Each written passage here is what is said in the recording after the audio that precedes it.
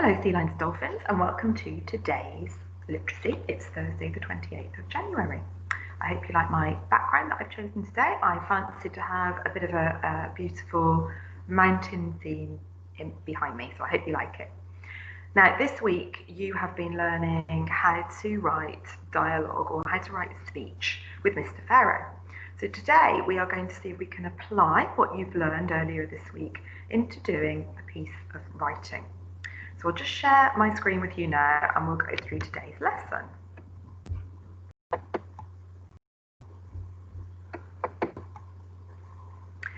So you started chapter 2, didn't you, Sea Lions and Dolphins, with Mr. Pharaoh, the Return of the Iron Man. And we've got Hogarth, the farmer's son, who's out fishing, and then he encounters the Iron Man. Here he is on top of the cliff. So I'm just going to read you what he saw. He watched a huge dark figure who climbed over the cliff top. The two lights rose into the sky. They were the giant figure's eyes. Giant black figure, taller than a house, black and towering in the twilight, with green headlamp eyes. The Iron Man. So, Hogarth sees him, runs back home to his dad. And your task today, Sea Lions and Dolphins, is to write the conversation between Hogarth and his dad about what he has seen. So here is your learning objective, to write dialogue. Dialogue is just, you might not remember what it means from when we talked about it in class. It just means the conversation between two people. And I want you really to focus on using the correct punctuation that you've practiced with Mr. Pharaoh. Now, I want you to have a little think. What rules do you need to remember when you are writing a conversation? There's a few things that you need to remember. So pause the video, have a chat with an adult if you have an adult there, or have a little think of your own. Okay, now I have put this on the sway so that you can have a look at it after the lesson. But I've also put it on here just to see, did you get these rules?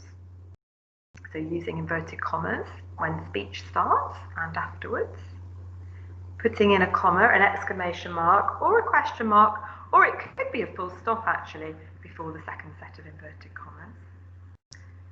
When somebody new starts talking, you need to start a new line. Try and use different words instead of said, and there's my typo I can spot already. Just put that right. Said. Finally, if you can, use adverbs and extra information. And I'm going to show you an example now of putting all of these rules into my writing. Let's go back a slide. So here we go. Now, Sea Lions and Dolphins, again, if you want to use my writing that I've done just to kind of start you off, I'm absolutely fine with that. Okay. Now, Hogarth is talking first, and here we go. It's a little bit of a blobby lot of inverted commas, but here we've got inverted commas at the beginning. Dad, you'll never guess what I've just seen, screamed Hogarth. Okay, I've got an extra S in there, which I'm going to take. Can you see here, year fours, we've got our inverted commas, but I put an exclamation mark, because he's screaming, isn't he? You want that to really stand out. And it goes before the inverted commas, not afterwards. Screamed Hogarth wildly. And I've added an adverb, wildly, to tell you how is he speaking. That wildly describes the screaming. So we know he's screaming. We know it's loud because we've got an exclamation mark here. And we've added some extra detail. He's screaming wildly. So I've put my adverb in here. Now, his dad then is going to reply. So I've jumped down a line to start my next lot of speech. Can you spot something, year fours, that I have missed out? Hopefully you've spotted here, I actually need my inverted commas. It's Dad who started talking. I've jumped down a line, look. So we've got a new speaker. What do you mean, asked Dad? It's a question. Sea Lions and Dolphins. So I've got a question mark and inverted commas, asked his dad. And here I've put, rather than an adverb this time, I've put some extra detail. I put asked his dad with a worried look on his face. Now Hogarth is going to reply. So again, Sea Lions and Dolphins, I've jumped down a line and I've got my inverted commas here. It was huge, as big as a lorry, he replied with fear in his eyes. So again, I've got that little bit of extra information.